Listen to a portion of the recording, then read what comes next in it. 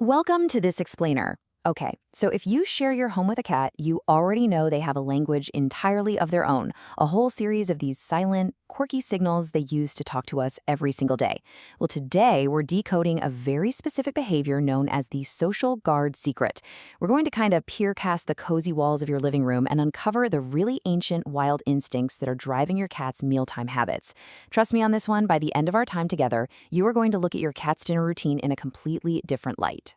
All right, Section 1, the picky eater myth. Let's take a look at why they absolutely refuse to eat alone. So we've literally all been there, right? You scoop their absolute favorite expensive food into a bowl, you set it down on the floor, and you walk away, fully expecting them to just dig right in. But nope. Instead of eating, your cat totally abandons the bowl. They trot right behind you back into the living room, meowing relentlessly until you surrender and walk back into the kitchen with them.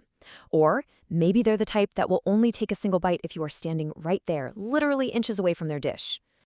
And this perfectly illustrates the disconnect between us and our pets. From our human perspective, it's so easy to just brush this off. We think, oh, my cat is just being picky, or maybe a little demanding, or, they're just broken. But the feline reality is vastly different.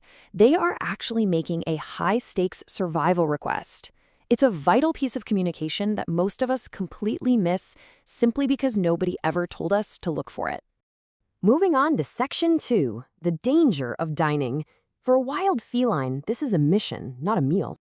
To put this into perspective, think about it like this. In the wild, eating is not some leisurely, relaxing activity. Every single meal is a massive danger. When a cat lowers their head to eat from a food source, they're essentially going offline to the entire world around them. By pointing their face at the ground, they completely lose their primary line of defense, which is their vision. Out in the wild, that temporary blindness makes them the absolute perfect, most vulnerable target for predators. Which brings us to Section 3, the colony code. Because to them, you are just a really big, clumsy cat. You see, even in the absolute safety of your home, where the biggest threat is, the vacuum cleaner, that ancient survival instinct doesn't just magically switch off. Their biology is completely hardwired for the wild. Out there, cats follow this colony code. It's this deeply ingrained instinct where colony members actively take turns watching over one another during these super vulnerable moments.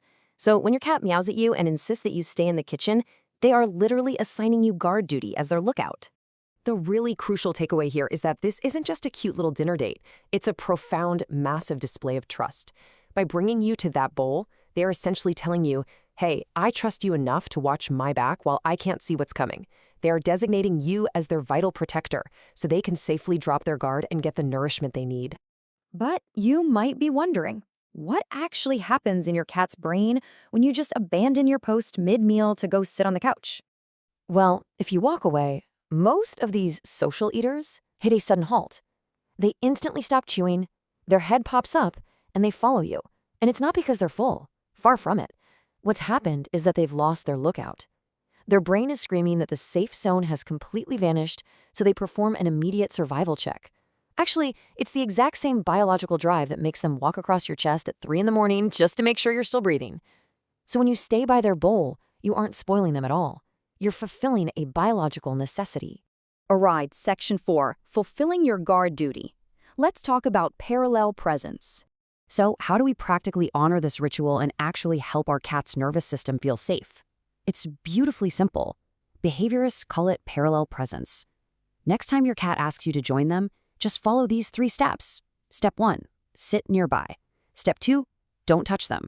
I know it's super tempting to give them a pet, but many cats actually prefer you keep your hands to yourself while they focus on their hunt. And step 3, literally just exist. Read a book, scroll through your phone, whatever. Your mere physical presence in that space acts as a biological shield for them. Let's move to our final section, building ultimate trust and reading the signs of safety. When you actually honor this guard ritual and do the parallel presence thing, you'll literally see a physical shift in their body language. Those ears that were swiveling around listening for danger, they'll gently relax. Their tail will completely stop that nervous twitching, and they will confidently go back to eating. In that exact moment, their nervous system gets the green light. It is finally regulated. You're telling them that you're paying attention and that you're a totally reliable protector. It's a tiny adjustment for sure, but it turns a house into a true home for your cat. Which brings us to a pretty wild final thought.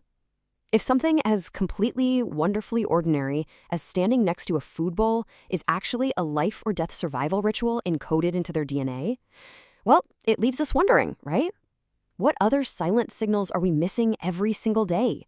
What else are our pets desperately trying to communicate while we just brush it off as a weird, quirky habit? Keep observing them, keep learning, and I'll see you in the next explainer.